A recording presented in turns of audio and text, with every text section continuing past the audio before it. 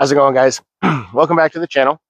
I'm currently out here at the Thorne in Pontiac Oaks, formerly known as Hawthorne Park. If you've watched my videos, I have a video that I did out here a little bit ago.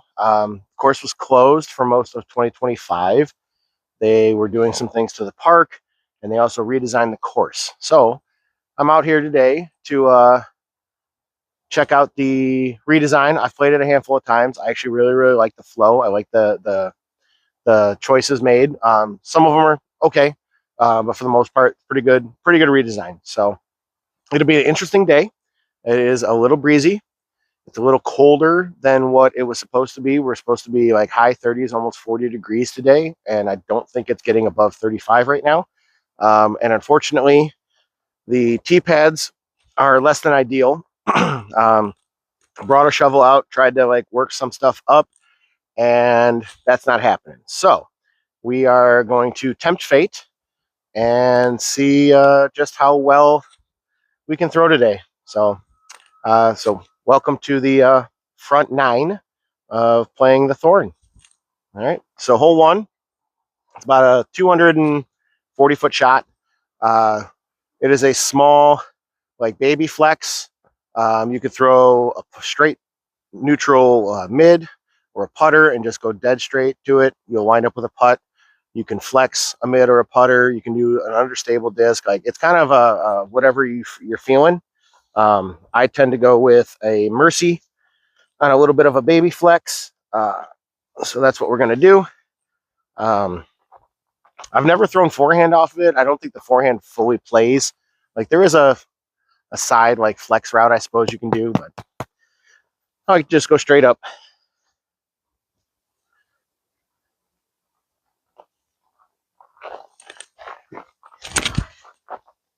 Oh, I like it.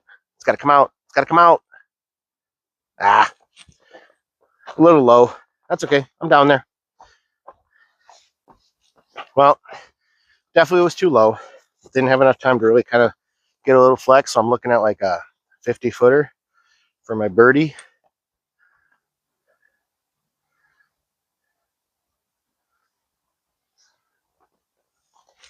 Oh, that's too wide. Bummer.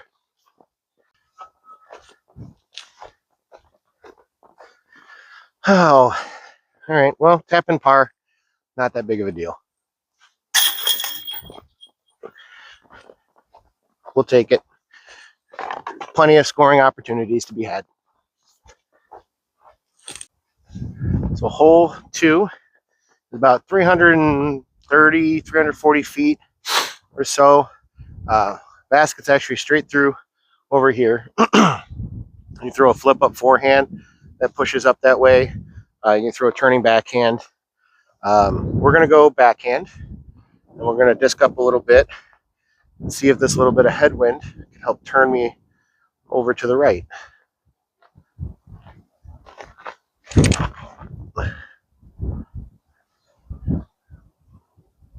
Bummer. A little nose up. I got lifted, but should be an easy scramble. Well, I'm lined up pretty well. Can't really be too upset about it. These tee pads,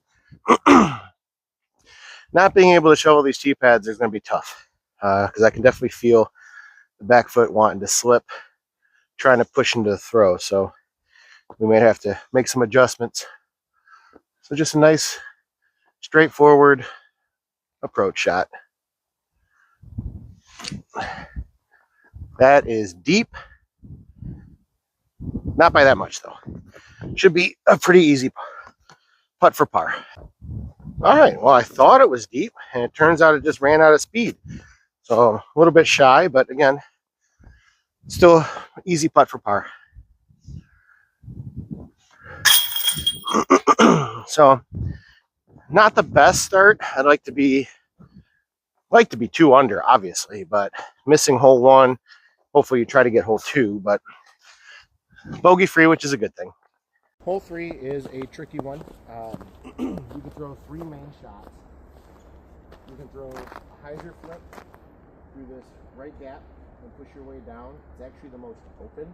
once you get past the initial gap. You can throw a turning, like maybe a flip up, and then drift over to the right to kind of enter through. There's a gap in the middle of these trees that you can like slide through and get down to the basket. Or you can throw a flip up forehand that pushes really, really straight and then fades gently. There is also a flex line. The flex line is tough because it does require a little bit more room to work than what you have. So we're gonna go a straight look with a fuse and see if we can't get it to drift over a bit.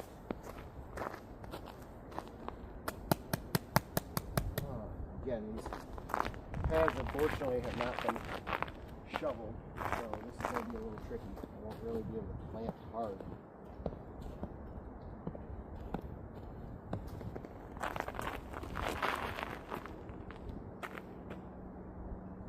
Well, the line was there, just threw it into the ground.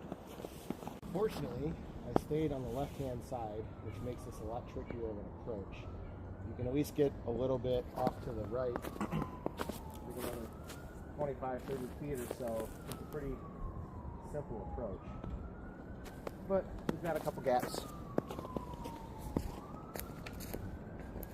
Let's see what we can do here.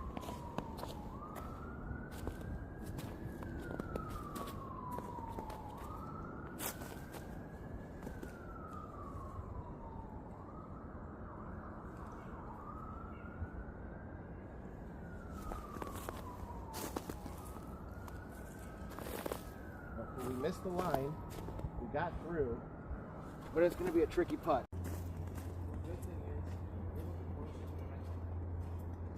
It's not necessarily an easy putt to save the car. Definitely making myself work a little bit harder than what I would like to so far.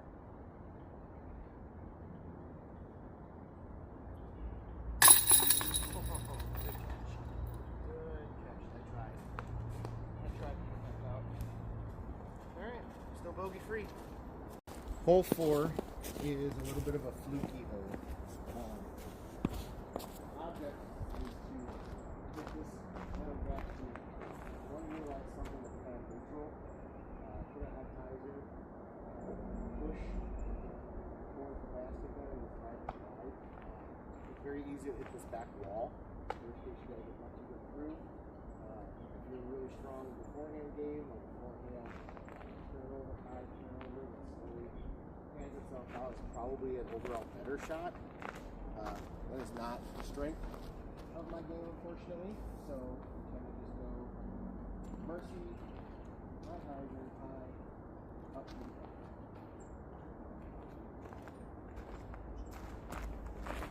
Oh, that's too low. A little bit of a jump. I think it's going to be probably around 40 feet or so for the birdie. Alright, well, definitely a lot closer than I thought I was going to be. I'm probably like 35, 38 feet. A little bit of tailwind. See if we can get this one home.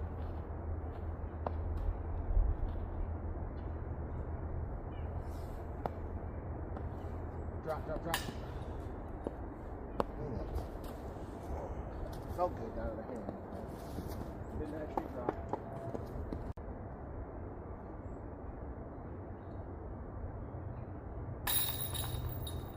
And our streak continues. Hole 5 is a par 4. The basket is actually up on that hill off to the left. So the goal is actually just to pretty much just stay straight. Just a good straight shot to about 340, 350. If you push 370, it opens it up even more. You don't really have to worry about getting left. Just keeping it straight will put you in a pretty good spot just to throw directly up the hill. Getting it too left too early is gonna, you're cooked at that point. Scramble is incredibly difficult. Pulling it over to the right isn't the worst thing in the world. You just got to do that late. You're going to miss all this initial stuff on the right-hand side. So anything, though, that you can get going straight for a relatively decent distance will work out just fine.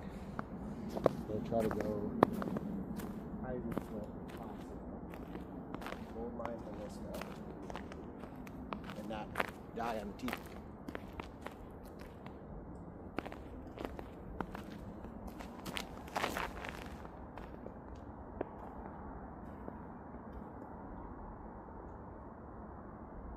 That's pretty solid.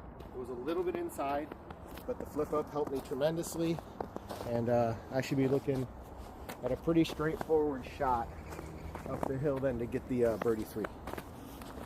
Well, I'm in a pretty awesome spot. Like I said, I was a little bit inside. I got lucky to miss this little bit of a tree bunker here behind me. Probably about, I don't know, 100 feet away. Easy birdie opportunity, but I think we're gonna give it a little bit of a run to the eagle and see if we can cash it. So we're gonna go a little floaty shot with the bite.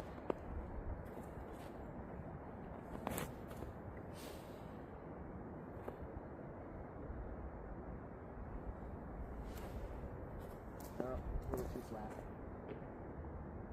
That's all right. Should be only like 12 feet away or so, then we can get that scoring going for the birdie 3.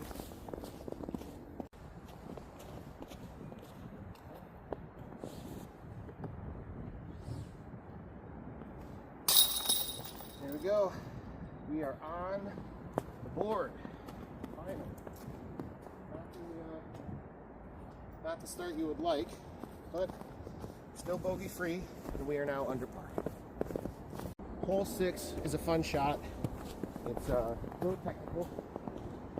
So it's about 320 or so, a little bit uphill. What I like to do is a flex, a backhand flex that pulls me to the right, like this open area, which is about 200 feet or so. Pulls me right, and then I flex out like towards the basket. You can also throw a forehand flip up that pushes through this left side. Definitely adds a bunch of distance, but it is probably just overall the most open gap. We're going to go with striker because, for one, there is a tailwind. 2, this footing on this pad is going to suck. So I'm going to rely a little bit more on the speed of a disc than a float. Whereas normally I throw mid-range.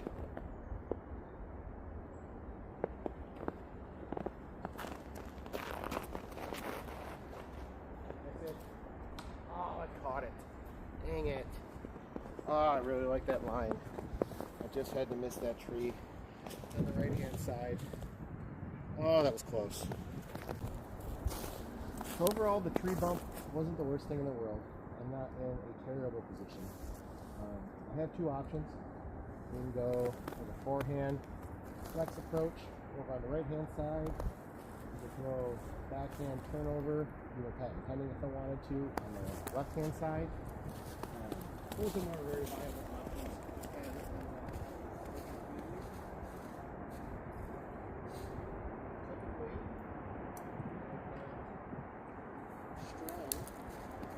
Forehand flexes, but you don't get better because the soft is not eager. You choose not to throw them. So we're going to go forehand flex.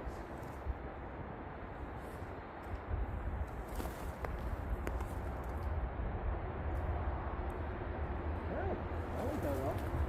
That went very well. I like it. So the forehand approach turned out much better than what we thought. It's actually a really solid shot.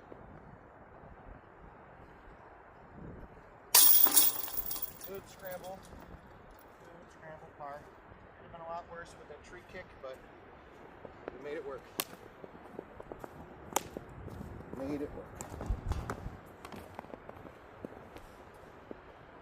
Hole 7 is probably my least favorite alteration. Par 3 is probably about 300 feet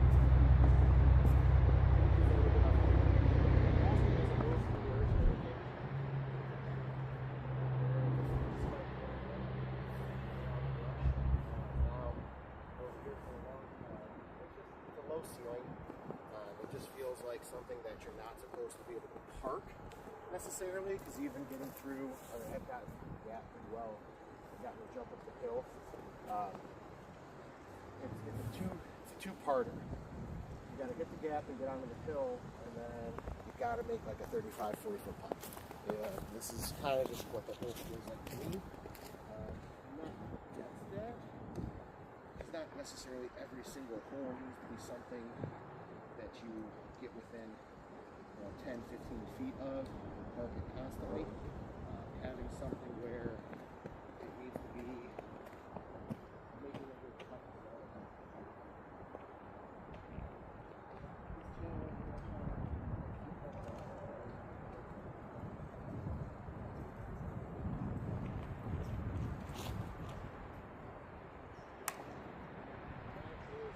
Fantastic bump. That was a terrible shot. I'll take it. I should be fairly open to mostly get up and down from that putt. That was really, really bad for me. Well, while the tree kick was helpful, it wasn't amazingly helpful. Left with a very, very tricky putt. Okay, it's kind of tight, kind of wide. Backhand turnover, which presents its own challenge because I got a little bit of a low ceiling, got a tailwind, which means I kind of have to really, really commit to that turn. My Anheuser probably put a little bit more power on it because the hill does curve, and you can float past the back fairly easily. So.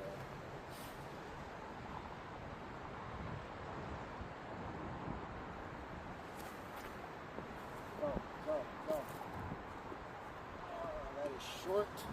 It's going to be a putt. I did not get it nearly high enough. Alright, see if we can make that par. Yep, definitely much shorter than what I would like. And I have to apologize because I just realized that when my tripod took a fall, I think it was on hole 3. It actually jostled my dongle loose a little bit, and you guys have not been picking me up on the microphone. So for the last 5 holes, you probably really haven't been able to hear me describe shots very well.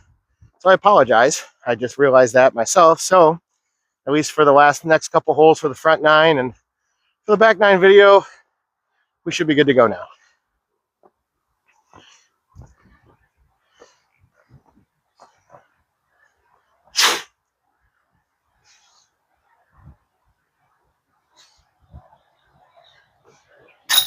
Oh, good putt. Good putt. All right. Good scramble. Good scramble. Keeping that bogey free alive. We need to start getting some more birdies, though. Hole 8 is probably the signature hole for this course. Hopefully you guys can hear me. I am right next to a main road that's seeing a lot of traffic today.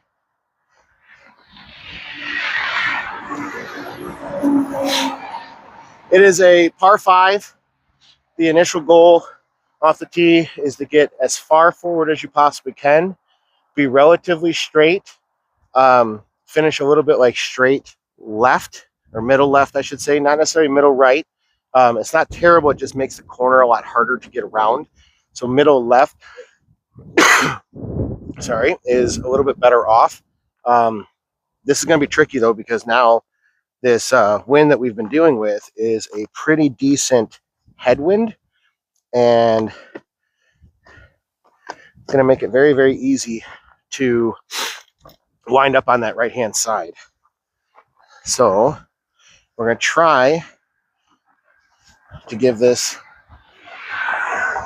a little hyzer flip off the left and let the wind push me. I'm actually going to go, I was going to go Ballista, but we're going to go Ballista Pro. My gold line, which is a little seasoned, so it does still have some fade. Ooh, Oh, this is going to help tremendously.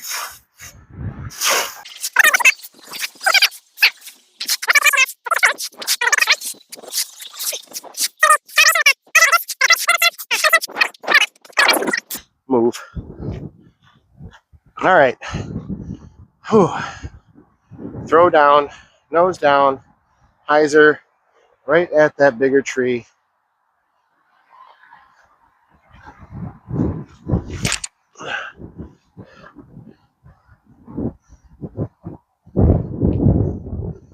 Well, it was on hyzer, but it was not down, and it was right at the tree. So, I mean, we're in fairway-ish. It's definitely going to be scramble mode. I don't think birdie is completely out of the question, but it's not going to be easy. Not the absolute worst position I could be in. During the summer, this would be a lot worse. I do kind of have a line to get to the corner. I don't know if I can get fully around the corner. That's going to be the problem. So you can see then past the that split tree that's there in the middle, there's like a little row of trees and then the hill behind it. So the goal is to try to get to that tree line so I have a shot up the hill to get to the basket. If I was actually like in the fairway or another 70, 80 feet up, this would be a forehand. But instead, we're going to go backhand. I'm going to try to play it underneath these tree limbs and kind of like straight to maybe a little hyzer, so it just kind of gets me around everything and pushes forward so I have a shot at getting up the hill.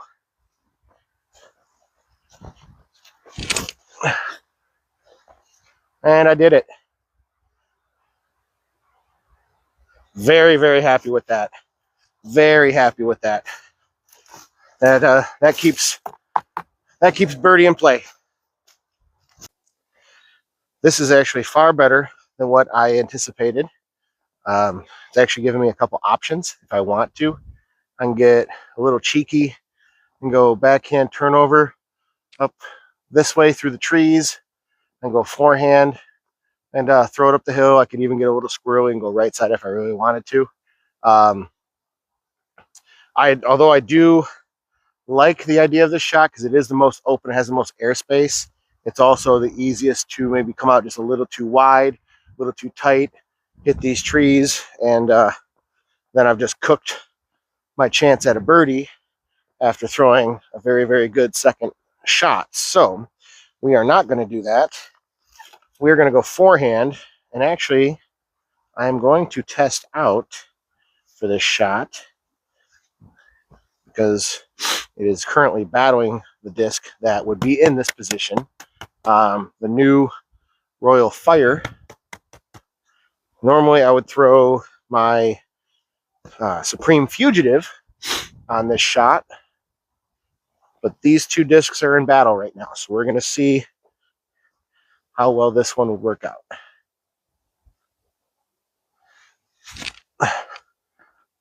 Oh, I like it.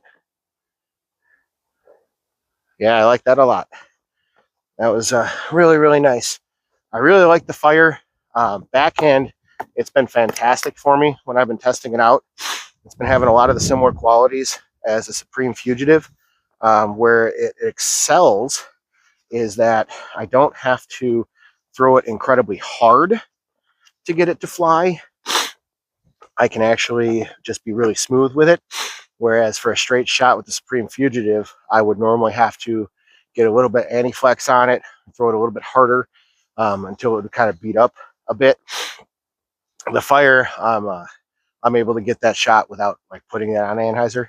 It hasn't been great for me forehand just yet, but in the winter, at least this winter, my forehand hasn't been very, very strong. Unfortunately, it's just mobility. Can't get the body to like line up 100% well.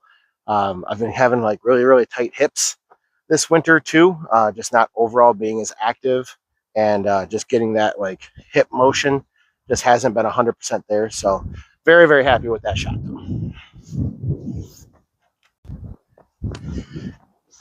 So actually, I thought I was a little bit more left. Turns out I might have actually given it a little bit of a run. The mark is right here, and it was coming in, looks like just behind it. Pretty awesome shot. I'm very, very happy with that. Let's get this birdie. Fantastic. Fantastic. Did not start off great, but we finished the hole strong and got our second birdie of the round. Hole 9, one of my least favorite holes on the course, just because it's 100% definition of a tweener. It would be better served, I think, if they moved the tee pad up and a little bit to the right for the longs. It's kind of where the shorts is located over that direction. Or if they move the basket somewhere differently. Unfortunately, now with this redesign, you can't really do that. You could maybe put the pad down this pathway a little bit and make it where you have to kind of come out to here and then throw a second shot. Like, the possibility is there for it to be a par 4. Otherwise, it's a very, very difficult par 3. It's an incredibly easy par 4 if they call it as such now. So just definition of a tweener. So the goal, just hit this gap, something kind of neutral where it wants to flip up and maybe push up the hill to the left. A little bit of a poke and hope. So we're going gold line ballista and see if we can at least just hit this gap.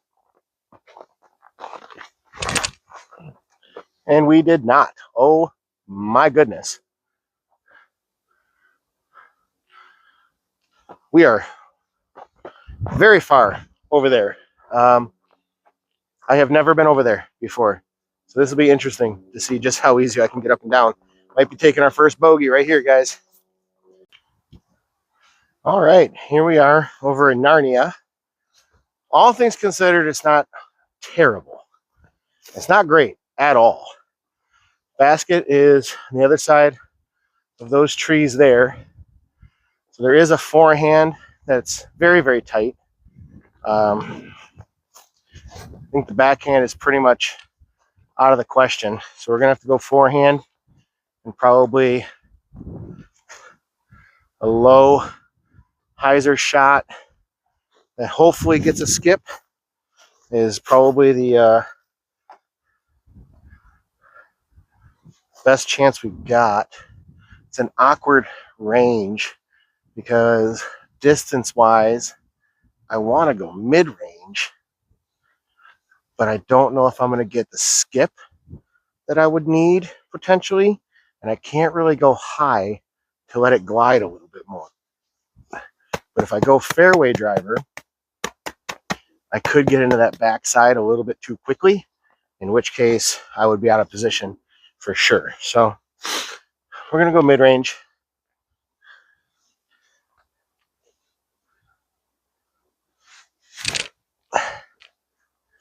I did it. Get it in the basket. Oh, I am like massively short. Okay. That looked really, really awesome for a second. Instead, it was just decent. But we have a chance to stay bogey free. So see what happens. So being massively short was correct, unfortunately. Got like a 45-footer, left to right, going. Hard putt to run because I know I'm not going to be necessarily right close to the basket to at least have a bogey. Let's see if we can make it, and then none of that matters.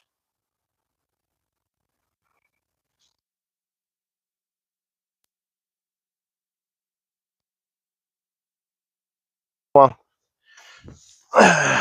tough scramble, bad tee shot. All right, let's just get the bogey and move on. Unfortunately, definitely a little further away than what I would have liked.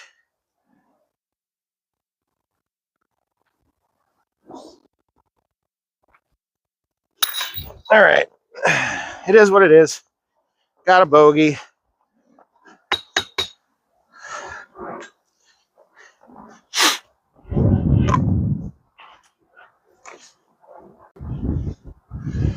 So that's the front nine of the Thorne at Pontiac Oaks in, I believe technically it's Waterford and not Pontiac, but we finished 1 under for the front nine.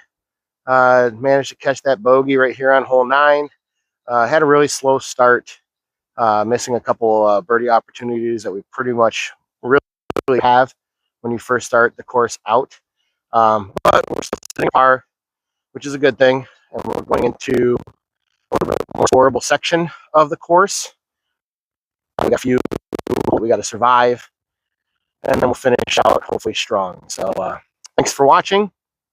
Be sure to like and subscribe, and catch you watching the back nine here at Thorne. Until then, take care of yourselves. Throw well.